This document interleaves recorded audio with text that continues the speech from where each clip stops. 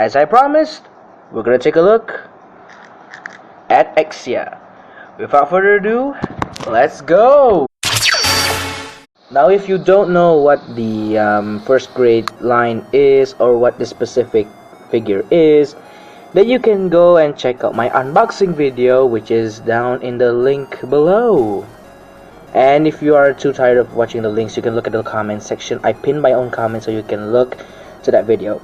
Yeah, but basically this is the first grade Gundam Exia released by DIY Deylo, which was originally released by Bandai. Now, of course, this being a cheap knockoff doesn't actually look all that different from the first grade from Bandai. Now, you may have noticed that this guy is all silver, and I have mentioned in my previous video, which is the pre-review, which is basically preview, that I said I will paint this guy in silver, and yeah, this is it. So without further ado, let's just take a look closer.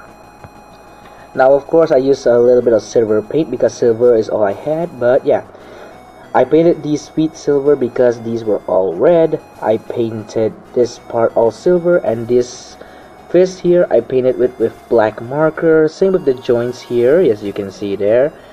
And to the back, as you can see, this red piece here is with a red marker. This GN drive here is spray paint with silver, and I use some masking tape, which basically you take a bit of masking tape, tape that section, and then you spray it so that it won't, spray the entire figure. And of course, I also spray painted this part, and this part was the most tedious part to spray paint because it's really small. And you may have noticed that this part here is black. I painted it because I don't want to paint it red, and it was a bit of a pain to paint because it's under blue. Also, this part here is red as usual. And of course, if you look at the face, which is uncaptured by my camera, you can see I painted the goatee there in red, which looks metallic because it is under silver paint. Also, this part right here, if you can make it out, is black, which I used with paneling marker. Anywho, that's enough about the figure here. Of course, I did paint the accessories, and speaking of accessories, these are the accessories you get: the GN long sword and the GN short sword, or should I say blades. I painted them silver with blue, and this is how it looked like with white. So anyway, let's equip it to the mobile suit.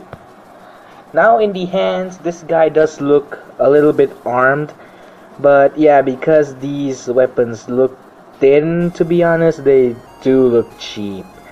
Also, yeah, it would have been cool about stickers, and I also forgot to mention about the stickers. The stickers you get are lavender color here, and for the stripe on the GN something, I don't know. You get some green ones, or maybe I say black ones, for the GN condensers on the feet, the arms here, and of course for the chest, which all look cheap. The front here is a sticker, the back of the ears are stickers, this one here is also a sticker, and the eyes of course are stickers. That's enough about stickers. These are also stickers, I forgot to mention that. Anyway, yeah, these weapons, they're pretty plain. They really are really plain. Wish they made a GN sword for the first grade. So I'm gonna move this out of the weapons here, put it to the side, and yeah, even though this thing does come with beam sabers, you can pull them out and you can put them in to this manipulator, but because of how these are connected, they do not fit with beam effects. So yeah, all you get is a beam saber handle. Anyway, with the accessories out of the way, let's take a look at the posability. So the head is on a ball joint, so it can look up that far, down that far. I should adjust the angle of my camera. Wait a second. Okay, so I repeat again, the head can move up that far, can look down that far. It can also rotate, but I do not recommend it because it is so limited. Now okay, let's do that again because my camera is so floppy right now. So the head can look up, down, side. You can see there. Now this is connected to a double ball joint, so it can move in and out ever so slightly, actually a lot more. And yeah, if you want to rotate these arms, you have to, like, hold these parts, because if you move them, they move together. So Yeah, the arm can do a 360, but it's so tight, and there goes the V-fin. I'm not gonna put that on. So the arm can do a 360, and it doesn't move out that much. It's really limited, and you don't get a bicep swivel, but you do get a bend at the elbow, which is pretty limited. Okay, look, here is it all straight out. Here is the bend. It can't go over 90 degrees. And of course the manipulators are static. Speaking of static, the waist is also static. Look, you can't do anything. It's pretty much a brick. And speaking of brick, the front skirts don't move. Again, pretty expected for first grade. And with these, the leg can move forward this much. Not parallel to the ground. I mean, it's not 90 degrees. I think it's 45. And out and to the back, not much at all. As for the side motion, it's pretty limited. I mean, look at that. It's so limited. And that's due to the fact these are connected to ball joints. But you can rock these side to side, okay? And for the bend at the knee, it's pretty sucky. I mean, if I were to remove these feet, which I can right here, the feet can only move this much, which is pretty pathetic. You don't get a thigh swivel because look at how this is connected, and yeah, pretty static.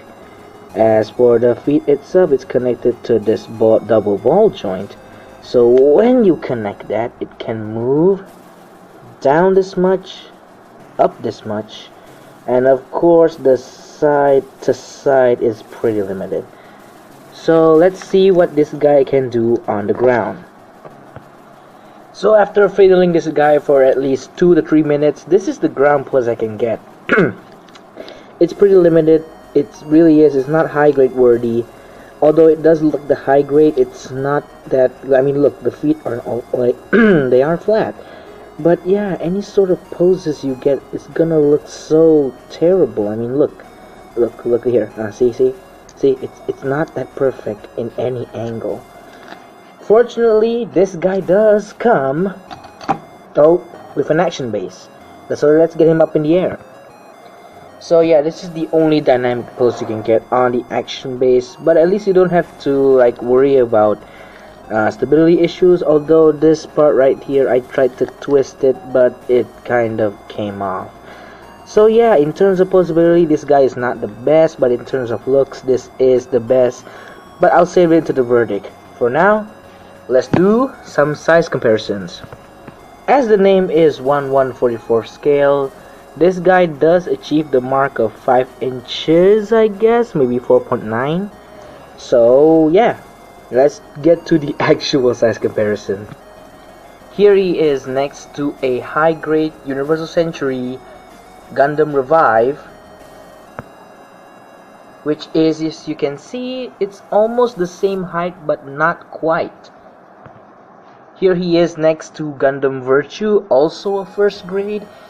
And I gotta say, in terms of playability, Gundam Virtue here is the best, and in terms of looks, Gundam Exia here is good looking. But yeah, I did not paint this guy silver because white is the best, and I of course want to play with this guy. But as you can see here, in terms of first grade, the first release and the fourth release right here, you cannot deny that the Virtue looks totally good looking. So yeah, it is expected. And here he is next to his successor suit from the movie Mobile Suit Gundam 00 Awakening of the Trailblazer, HG Gundam 00 Quanta. And as you can see here, the Quanta is based on Exia, but in terms of model coolness, I have to go to the edge to the Quanta here, because look at the design here, bros and girls who watch my YouTube videos, thank you very much. But yeah, in terms of models, I guess the Quanta does look better, but yeah, that is subjective. And to those of you who do not have a Gunpla model kit, then here he is next to a Lego, which is Lego Spider-Man, as you can see here. Yeah, it's not a shocking surprise that the Gundam can tower the Lego Spider-Man. And for the sake of my own sanity, here he is right next to Ultraman Genga for no apparent reason. So that's the end of the review, and yeah, for a final verdict, I have to say that the first grade Gundam Exia is a subpar model kit. I mean, it's not the worst, but it's also not the best in terms of Gunpla. Now, of course, to you people who collect Gunpla over the years, you already know this experience. But for me, because I never actually bought the first grades from 2008, and this is my first-hand experience because they're basically the same thing, right? Anyway, the company DIY Deylo, I appreciate that you remade these molds for newer generations to experience. But to me, I just bought this kit for experimenting for my painting skills. But yeah, in terms of the overall verdict, it's somewhat positive. Not sure, there are some negative things, like the bend at the elbow is not the most perfect thing. Also, the front skirts do not move is also not great, and in terms of color accuracy, it is also the worst. But this is not DIY Deylo's fault. After all, they did just remold the past first grades from 2008, made it relevant for, kids today. That's it for the review. So should you buy this? Well, buy it if you really need a Exia Gundam which doesn't break your budget, but be prepared for the color accuracy and articulation. So that's it from me. I'll see you next time.